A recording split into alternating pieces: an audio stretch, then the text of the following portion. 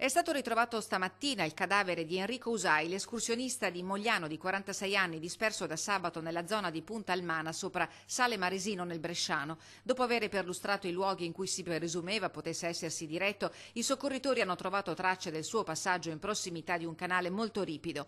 Mentre le squadre territoriali del soccorso alpino bresciano con i colleghi della Guardia di Finanza si stavano avvicinando, l'elicottero ha individuato il corpo del 46enne dall'alto. Secondo la prima ricostruzione dei fatti, l'uomo sarebbe scivolato lungo il pendio sull'erba ghiacciata, cadendo per una ventina di metri da un roccione.